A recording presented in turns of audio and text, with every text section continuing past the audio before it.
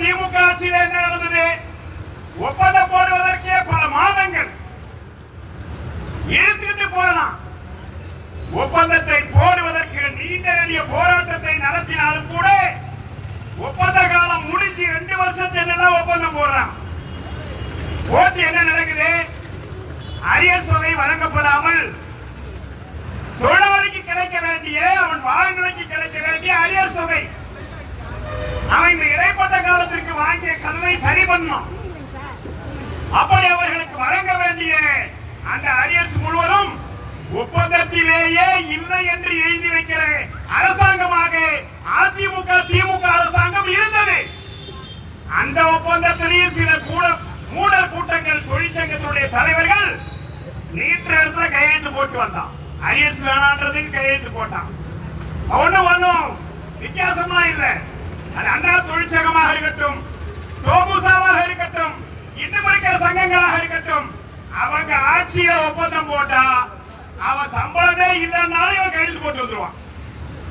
ஏன்னா அவ்வளவு பாச அவங்க ஆட்சி மேல, அவங்க தலைவர்கள் பேர்ல அவ்வளவு ஈடுபாடு. எதுவும் இல்ல கையெழுத்து போடுறானா போட்டுருவான். இப்படிப்பட்ட அதிமுக திமுக ஆட்சியினுடைய கடந்த கால ஒப்பந்தங்களிலே இப்படி தொழிலாளிக்கு கிடைக்க வேண்டிய ஒப்பந்த பலனை முழுமையாக மறுத்திருக்கிற ஏற்பாடு என்பது இருக்கிறது. கொடுக்கிறேன்னு சொன்னதும் கொடுக்கறீங்க. 9 மாத அரியர் தொகை கடந்த ஒப்பந்தத்தில் போடப்பட்டது. இல்லைன்னு சொன்னது கொஞ்சம், கொடுக்கிறேன்னு சொன்னது 9 மாத அரியர் தொகை.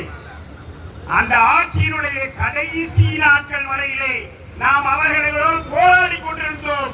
வழங்காமல் போயிடுச்சு ஆட்சி. இந்த ஆட்சி வந்து என்ன கொடுக்கல.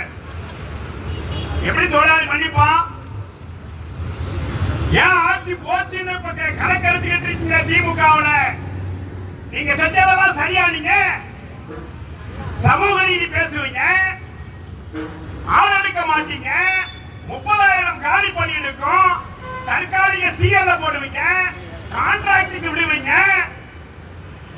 சிஎல் கிட்ட உங்களுடைய தொழிற்சங்கத்துடைய தலைவர்களே 200 ரூபாய் ஒரு டியூட்டிக்கு வசூல் பண்ணிட்டு டியூட்டி கொடுப்பீங்க. எந்த தொழிலாளி உங்களை ஏற்றுக்கொள்ளுவான்? எந்த தொழிலாளி மன்னிப்பான்? இதனாலதான் ஆட்சி போச்சு.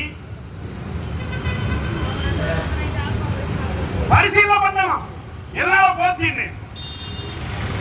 ஆகவே அந்த ஒப்பந்தத்தினுடைய அரியர் தொகை இன்று வரையில வழங்கல. இப்பவும் அப்படியே நீடிக்குது. இதற்கும் நிதி ஒதுக்கீடு கிட்டத்தட்ட 27 மாசம். திமுக ஆட்சியினுடைய 60 மாதத்துல 27 மாசம் என்பது சரிபாதி காலம். உங்களுடைய ஆட்சியில பாதி காலம் கிட்டத்தட்ட 2.5 ஆண்டுகள் போக்குவரத்து தொழிலாளியுடைய ஓய்வூதியத்திற்கான ஓய்வு கால பலன்களை நீங்க நிறுத்தி வச்சிருந்தீங்களே, மன்னிக்கக்கூடிய குற்றமா அது?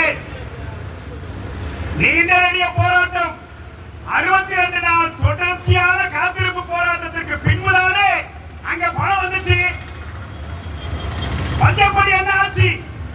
ஓய்வூதியர்களுடைய பஞ்சப்படியை அதிமுக ஆட்சியில நிறுத்தி வெறும் 5% என்று போடப்பட்ட உத்தரவை நாங்கள் வந்தால், ஆட்சி மாற்றம் வந்தால் எல்லாம் மாறும் என்று சொன்ன ஸ்டாலின் 5 ஆண்டு காலம் என்னத்தை மாத்துறீங்க? அதே 5% போச்சு கடைசி வரைக்கும். நீதிமன்றத்தின் மூலமாக நீதிமன்றத்தின் நெடிய படிக்கட்டுகளை ஏறி இறங்கி உச்ச நீதிமன்றம் வரை சென்று ஓய்வூதியர்களுடைய டிஏவை பெற்றுக் கொடுக்க வேண்டிய கட்டாயம் அல்லவா ஏற்பட்டது? ஏன் ஆட்சி போச்சு? பரிசீலனை பண்ணல.